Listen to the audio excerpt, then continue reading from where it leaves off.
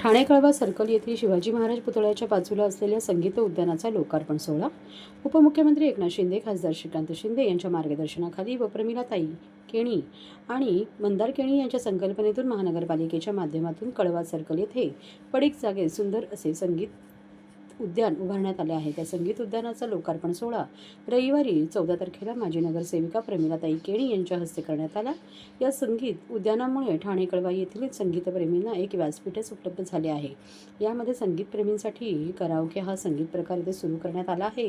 हे उद्यान सकाळी 10 वाजल्यापासून ते रात्री 10 वाजेपर्यंत विनामूल्य सुरू राहणार आहे। या उद्यानाच्या देखभालीसाठी आणि सुरक्षेसाठी ठाणे महानगरपालिकेतर्फे सुरक्षा रक्षक ठेवण्यात येणार आहेत। तसेच ओपन जिमचीही व्यवस्था करण्यात येणार आहे।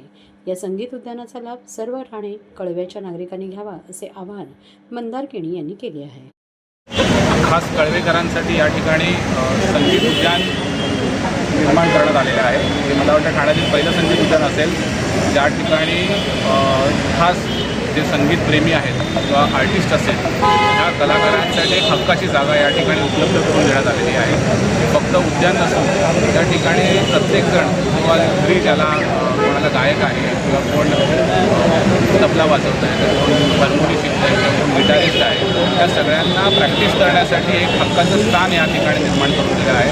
कळवा नाक्या छत्रपती शिवाजी महाराज पुतळ्याच्या शेजारी ह्या उद्यानाचं या ठिकाणी सुरू करण्यात आलेला आहे आणि मला वाटतं ह्याचा सगळ्याच कळवेकर ठाणेकरांची सगळ्याच कलाकारांना याचा फायदा होईल।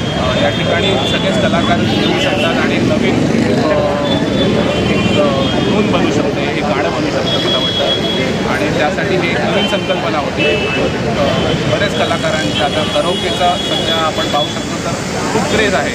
तर करोके पण ज्यावेळेस प्रॅक्टिस करतो आपण तर बाजूवाल्यांना किंवा रेसिडेंट्स ज्या ठिकाणी आहेत तिथे त्रास होतो, म्हणून ही पडीक जागा होती आणि ह्याला आम्ही टाकापासून टिकाव कसं करता येईल त्याचा एक प्रयत्न करून सगळ्या करोके प्रेमींसाठी खास करून ती प्रॅक्टिस करू शकते। कारण बाजूला कुठेही रेसिडेंट्स नाही, सकाळी 10 वाजल्यापासून रात्री 10पर्यंत इथे कोणी येऊन प्रॅक्टिस करू शकतं। हे पूर्णपणे महापालिकेच्या मार्फत फ्री असेल आणि माननीय राज्याचे उपमुख्यमंत्री एकनाथ शिंदे साहेब यांच्या अध्यक्षतेखाली आणि कल्याणचे खासदार डॉक्टर श्रीकांत शिंदे यांच्या पुढाकाराने आणि स्थानिक नगरसेविका प्रमिलाताई केणी यांच्याच प्रयत्नाने हे गार्डन सुरू करण्यात आलेलं आहे। जिम सुद्धा तिथे बसवण्यात आलेली आहे। काही ठिकाणी ज्येष्ठ नागरिक जे करोके सिस्टमसाठी मला वाटतं येतात त्यांची थोडीशी मागणी होती की मग आमचं जिम पण आम्ही इथे करू शकू, तर आमच्याकडे काही छोटीशी एक्स्ट्रा स्पेस होती त्या ठिकाणी त्याचाही आम्ही जी ओपन जिम फिजिकली हेल्थी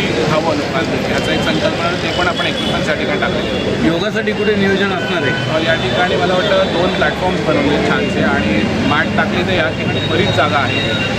आपण एक नवीन नक्षत्रवन गार्डनसुद्धा खाडी किनारी गणेश विसर्जन खाडी ते करतो, त्या ठिकाणी योगा आणि खास वुमेन झोन पण आपण त्या ठिकाणी स्थापन करणार। सुरक्षेच्या दृष्टिकोनातून आणि हे उद्यान मेंटेन राहण्याकरिता नेमके कोणत्या प्रकारची पावलं उचलली? मला वाटतं महापालिकेच्या वतीने या ठिकाणी 2 सुरक्षा रक्षक दिलेले आहेत। दिवसभर 24 तास 2 सुरक्षा रक्षक आहेत, त्यामुळे मला वाटतं कोणतेही सुरक्षेचा तसा काही प्रश्न उद्भवणार नाही। आणि आपण पाहिलं असेल तर सगळ्याच ठिकाणी या ठिकाणी कॅमेरे लावलेले आहेत जे ऑनलाईन त्याच्यावर पोलिसांना डिरेक्ट ॲक्सेस दिलेला आहे, त्यामुळे तसा कोणत्याही घटना घडणार नाही ह्याची काय मला त्याची सगळी काळजी घेतली आहे।